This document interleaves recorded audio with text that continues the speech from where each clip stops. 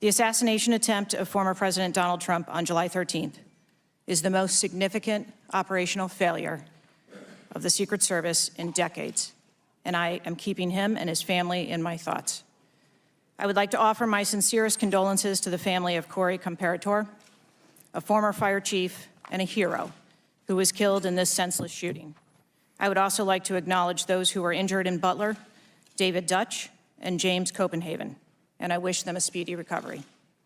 I would be remiss if I did not also extend my condolences on the passing of your colleague, Congresswoman Sheila Jackson Lee. Ms. Jackson Lee was always engaged in the oversight of the Secret Service, and her passing is a great loss to this body. The Secret Service's solemn mission is to protect our nation's leaders. On July 13th, we failed. As a director of the United States Secret Service, I take full responsibility for any security lapse of our agency. We are fully cooperating with ongoing investigations. We must learn what happened, and I will move heaven and earth to ensure that an incident like July 13th does not happen again.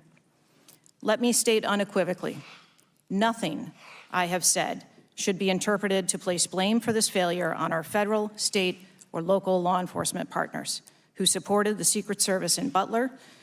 We could not do our job without them. We rely on the relationships built over years of working together to secure events and conduct investigations. Our agents, officers, and support personnel understand that every day we are expected to sacrifice our lives to execute a no-fail mission.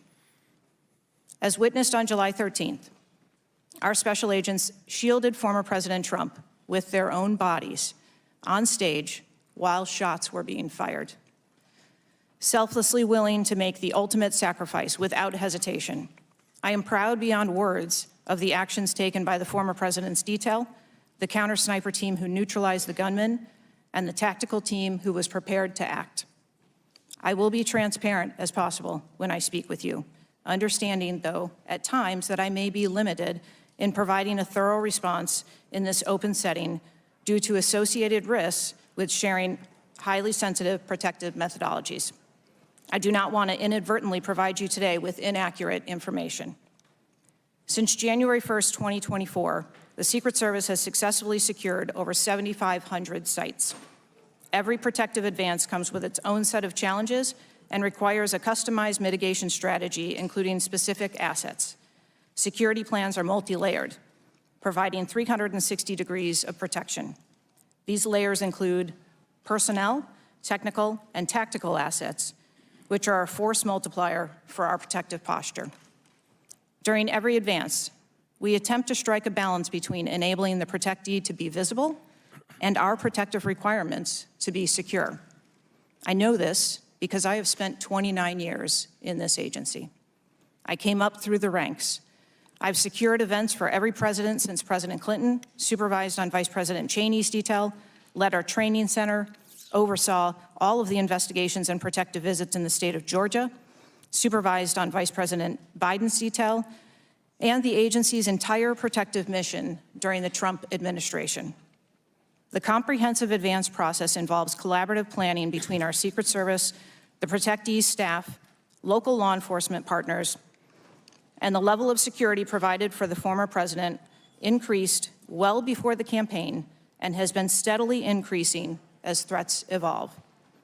The security plan included a full assessment of the Butler Farm showgrounds to identify security vulnerabilities and craft a security plan for the protectee, attendees, and the public. Immediately following the assassination attempt, I directed the activation of my crisis center. I assembled my executive team to begin surging more protective resources to the former president and to ensure the wellness of our people post-incident, all while securing an active crime scene. I immediately ordered a reevaluation of the Republican National Convention security plan, and I increased the security posture in the National Capital Region for all permanent protectees and sites. At the same time, I initiated a mission assurance investigation within our agency.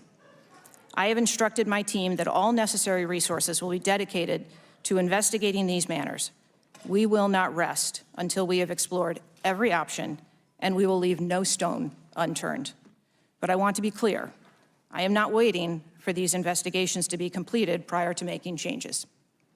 Over the past 2 weeks, we successfully led the planning and execution of the 75th NATO Summit and the Republican National Convention. Over the next few months, we will implement security plans for the Democratic National Convention, the United Nations General Assembly, and have already begun planning and coordinating the 2025 inauguration. It is now more important than ever for the men and women of the Secret Service to remain resilient and to focus on what is necessary to carry out our critical mission. Our agency needs to be adequately resourced in order to serve our current mission requirements and anticipate future requirements. The Secret Service currently protects 36 individuals on a daily basis, as well as world leaders who visit the United States, like Israeli Prime Minister Benjamin Netanyahu, who arrived in Washington, D.C. today. The coming years will bring an unprecedented heavy protection tempo. I have no doubt that the processes that I have implemented during my tenure as director, in addition to my nearly 30 years of experience in this agency, have positioned the Secret Service to be stronger. Our mission is not political.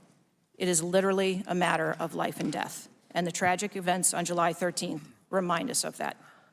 I have full confidence in the men and women of the Secret Service. They are worthy of our support in executing our protective mission.